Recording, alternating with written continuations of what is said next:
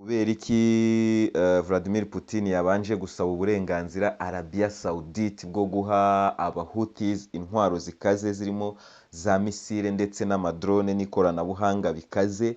Ni ukubera iki rero uyu yabanje gusaba uburenganzira Arabia Saudite? Ikindi turaza kurebera hamwe ibiri kuvugwa muri iyi ntambara yo muri Ukraine cyangwa se ibyabaye muri iki gitondo. Tuze no kurebera hamwe abanyamerika bakomeje kwibaza ubayoboye kuri uyu munsi kuko babona ko Biden atari tayari, Biden ntawe uhari. Abanyamerika rero barumva ko hari undi muntu ubayoboye. Ibyo ngibyo nabyo turabiganiraho muri iyi podcast mbahayemo ikaze, nizera ko mukomeje kugira ibihe byiza aho muri hose. Yes, rero nk'uko nari ntangiye mbivuga, Vladimir Putin yasabye uburenganzira Arabia Saudite bwo guha Houthis misile zikaze, kubaha drone zikaze, kubaha ikoranabuhanga rikaze, ubwo harimo izo electronic warfare zo guhangana n'izi ripa z'abanyamerika. Ni ukubera iki Vladimir Putin atabiteruye ngo abibahe, akabanza gusaba uburenganzira Arabia Saudite? Muri aka gace turibaza ibibazo byinshi kugira ngo tubashe gusobanukirwa ibyo ari byo. Impamvu ya mbere ituma Vladimir Putin asaba Arabia Saudite uburenganzira ni uko Arabia Saudite ni inshuti y'akadasohoka y'Abarusiya, ni inshuti yabaye hafi Abarusiya muri iki gihe bari mu ntambara muri Ukraine.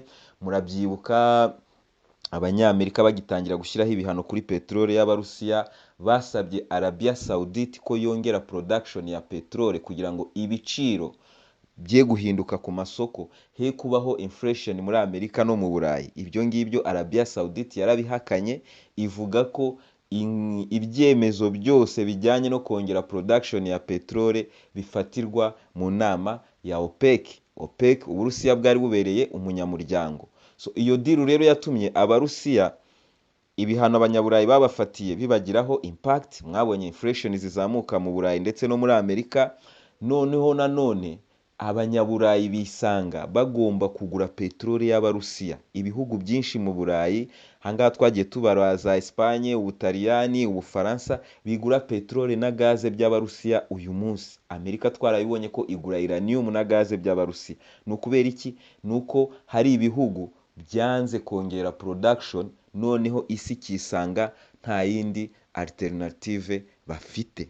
Iyo ni deal ikomeye Arabia Saudite yakiniye Uburusiya, kongeraho ko noneho na Arabia Saudite iri muri BRICS igomba kugendana n'Uburusiya n'Ubushinwa, kuko ibi bihugu bikeneye Arabia Saudite kubera imbaraga za Arabia Saudite ku masoko mpuzamahanga. Ni ukuvuga ngo Uburusiya n'Ubushinwa, Korea, Irani, muri iyi movement barimo kugira ngo bigende neza, mu gihe Ubuhinde bwigira shwishwishwishwi mu bintu batazi, bafite Arabia Saudite barushaho kugenda neza. So ibyo ngibyo bituma Vladimir Putin mbere yo kugira icyo akorera Houthis agomba kubanza gusaba uburenganzira Arabia Saudite. Kubera iki rero asaba ubu burenganzira? Nuko Arabia Saudite imaze igihe kinini iri mu ntambara Houthis.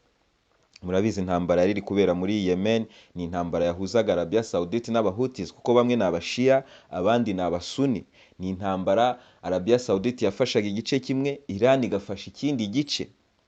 So uyu munsi rero kuba waha Houthis intwaro utabibwiye Arabia Saudite byagushyira mu kibazo na Arabia Saudite. So rero Abarusiya niyo mpamvu babanje gusaba Arabia Saudite uburenganzira.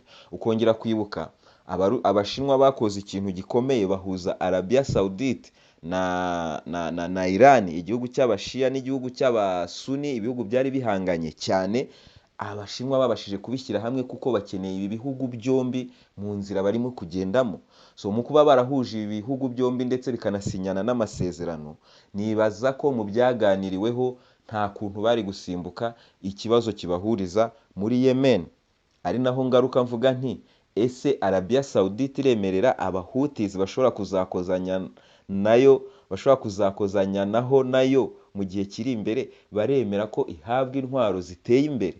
Ni ikibazo cyo kwibaza, ariko wabona ko bafitanye umubano runaka bakuye mu biganiro bahujwemo n'Ubushinwa na Arabia Saudite. Ubona ko hari ikintu cyahindutse hagati y'aba Bashia n'Abasuni, no kuba noneho hari indi ntambara Abarabu bose bashaka kurwana uyu munsi kuyibangamira ni ukuba nk'umugambanyi ku Barabu. So icyo ngicyo gishobora gusunikira Arabia Saudite kwemera ko izi ntwaro zitangwa muri Yemen.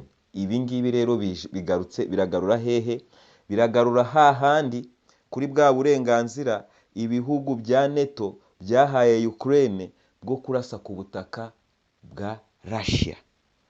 Putin yaravuze ati izi ntwaro natwe tugiye kuzitanga, ubu tugize uburenganzira bwo kuzitanga aho dushaka hose mu bihugu mufitanye nabyo ibibazo, ku buryo muzisanga namwe misile zacu zirimo kubarasaho.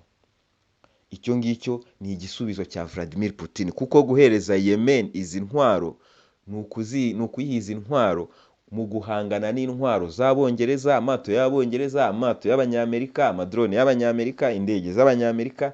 Nta kindi gihugu gihanganye na Yemen uyu munsi, kuko Arabia Saudite intambara yabaye icecetse. So rero Vladimir Putin murumva ko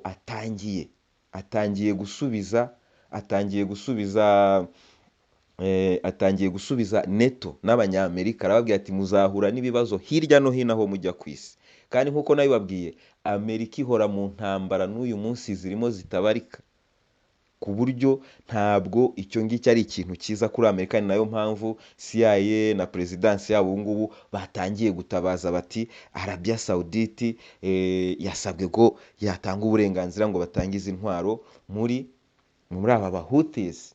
So ni ikintu ubona ko cyazamuye ibintu, noneho kaza kureba ibi byose biri kujyana n'iyi ntambara yo muri Israel iri gukurura izana muri Libani, ubwicanyi iri gukora muri Gaza itararangiza, abantu bo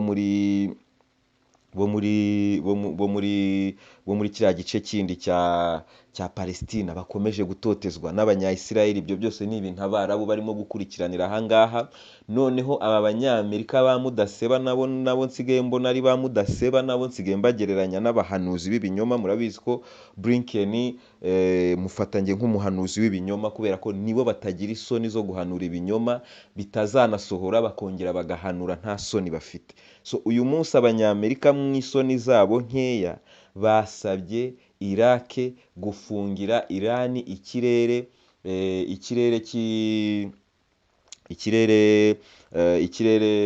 ku ndege zitwara imizigo, kubera ko barimo kuvuga bati indege zitwara imizigo n'ibitwaro n'amamisire n'amadrone byatangiye kucangaha muri Iraq birandenga muri Syria. Icyo cya kinini nababwiye, ndababwira nti intambara yo muri Libani iri gukurura Abarabu bose ku isi bari barabuze uburyo binjira muri iyi ntambara. Icyo ngicyo rero nicyo batangiye kureba uburyo bazibira, bari kureba uburyo bakizibira, bari kureba uburyo bahabura biriya bihugu, bakabwira ati gasopo mufungire Iraq. Ntegereje kureba ko Iraq iri bubyemere, kuko uyu munsi Iraq bayikuye mu maboko y'umusuni Saddam Hussein. Uyu munsi Iraq iri mu maboko y'Abashia. So rero ni ukuza kureba niba bari buze gufungira Iran, ariko ntibiri bukunde. Ikindi kintu umuntu yavuga ni uko supremacy y'Abanyamerika muri aka gace ka Iraq, Syria na za Afghanistan hose, supremacy yabo yari ishingiye kuri izi drone zabo za Ripa za Kizari zaraburiwe igisubizo. Uyu munsi niba Abarusiya n'Abanya-Irani bakoreye hamwe bagatanga, noneho Abanyamerika bakaba barikozeho bagashotora Uburusiya, bagatanga uburenganzira kuri Ukraine bwo kurasa mu Burusiya no kwica abasivili b'Abarusiya, uyu munsi iyi supremacy y'Abanyamerika muri iki kirere cyo muri Syria, Iraq, Afghanistan na hehe igiye kuvaho.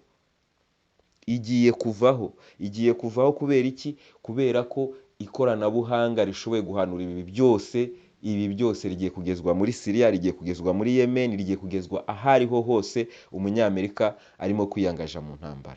Ibi ngibi narabivuze Vladimir Putin agitangaza ko nabo babitse uburenganzira bwo kuba batanga izo ntwaro. Ndavuga nti iyi ngiyi niyo desordre, niryo tangiriro. Iri niryo tangiriro ry'icyo bita desordre mondial. Uyu munsi twabonye hari inkuru nanone yanditswe na ni Washington Post yabyanditse, yego. Muri Syria ejo habaye incident iteye ubwoba, umupilote wari utwaye Su-25 y'Abarusiya yari hafi kugongana na ripa y'Abanyamerika ahangaha muri Syria. Ni ukuvuga ngo Abanyamerika erega impamvu babwira ngo Abanyamerika bafite ibibazo bikomeye, bafite ibigo muri Libani, bafite ibigo muri Syria. Ni ukuvuga ngo abangaba nibamara kubona ibikoresho bituma barasa muri ibi bigo ntago bazabyibuza. So rero Amerika yikojeje agati hahandi ni kukiharya, yikojeje agati hahandi kuntuza hahandi. So ubu ngubu uvuga ngo ako gati yikojeje hariya izajya ijya muri Iraq, ihure na Iraq ifite ibikoresho bihagije. Ijye hehe? Niyo yaba idafite ibikoresho byo gutsinda intambara, ariko izaba ifite ibikoresho byatesha umutwe Abanyamerika, ntabwo bazongera kwidegembya aha hantu. Ibi ngibi rero twagomba kubiganiraho kuko abantu benshi bakomeje kubona ripoti z'ibitero muri Kursk, ibitero muri Belgorod, ibitero muri Sevastopol na Crimea, bakavuga bati Putin kubera iki akomeje kwitonda, Putin kubera iki akomeje kwitonda.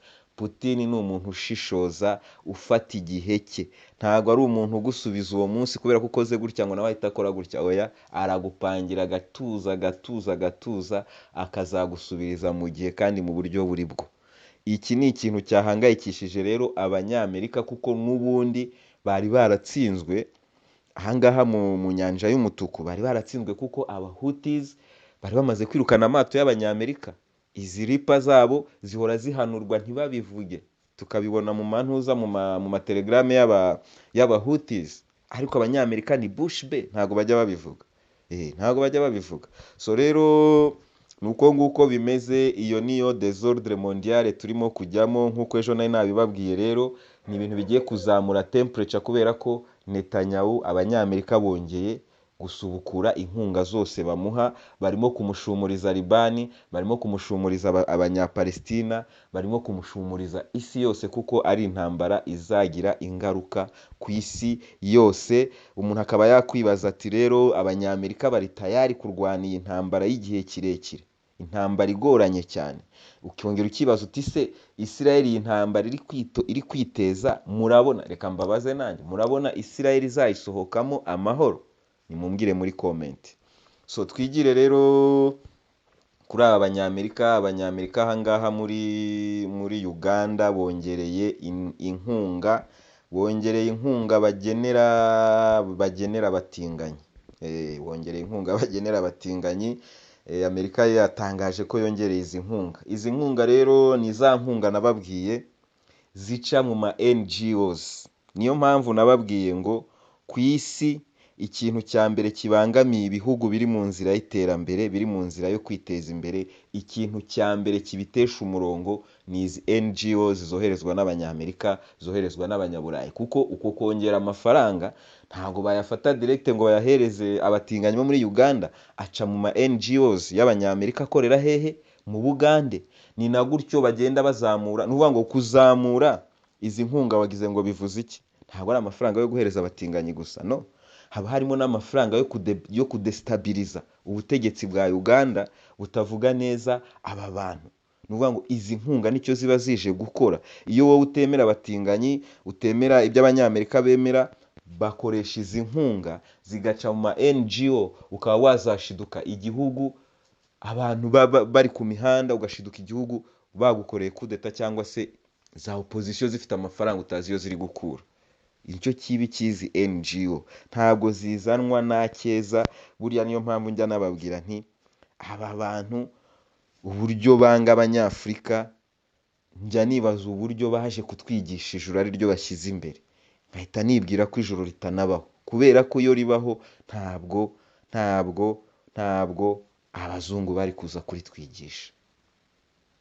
Ni ikindi kintu bakoresheje baduhabya kugira ngo tujye mu murongo wabo, twumve ko ibyaba ari byo, nitutabijyamo urutoki rumwe ruzajya rushya imyaka igihumbi, imperuka nigera nyine. So nibyo ngibyo umuntu yavuga kuri iyi nkunga. Tugere ahangaha rero muri Ukraine. Abanya-Ukraine nk'uko nari mbivuze bagabye ibitero bitandukanye bakoresheje UAVs, ni ukuvuga ngo bakoresheje amadrone. Drone 9 zasenywe hejuru ya Lipetsk region, 4 zirasenywa hejuru ya Voronezh muri Bryansk region, izindi 2 zirasenywa hejuru ya Oriol, n'izindi 2 zirasenywa hejuru ya Belgorod. Ni ukuvuga ngo drone zose 36 zabashije gusenywa n'ubwirinzi bw'Abarusiya. Bikaba ari ibyerekana ko rero Abarusiya nako Abanya-Ukraine bakomeje kugaba ibitero byinshi cyane ku butaka bw'Uburusiya. Ahangaha ndabona video ngiye kubashyiriraho ku kasamutwe y'ibitero bya TOS rimwe Dragon Flame Four muri Chasivyar. Ni ibintu biteye ubwoba, narababwiye ubushize ko ari ibintu bitari, ni ibintu bari kurasa ubudahagarara, ni ubudahagarara, ni non stop. Ni ukuvuga ngo muri Chasivyar ingabo za Ukraine ziri kubyina non stop music, ni non stop. Hanyuma katurebe indi nkuru ahangaha ku makuru y'urugamba. Ikintu twavuga nanone ni Abanyamerika bakomeje kwibaza. Abanyamerika, uyu nguyu muramwibuka, yari umukandida yiyamamarizaga kuba perezida wa Leta Zunze Ubumwe za Amerika. Muri primary aratsindwa, bamwita deputy, bamwita kandeba izina rye, ngewe ntabwo izina rye ririmo kuza vuba vuba, kandebaho ryanditse. Uyu nguyu bamwita niba ari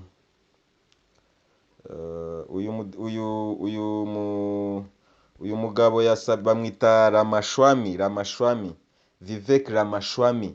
Uyu nguyu yasabye Maison Blanche gusobanurira Abanyamerika ninde uyoboye Amerika uyu munsi. Ramashwami yavuze ati dukurikije ibyo twabonye muri debate, dukurikije ibyo twabonye Biden twabonye, biragaragara ko atari we uyoboye Abanyamerika.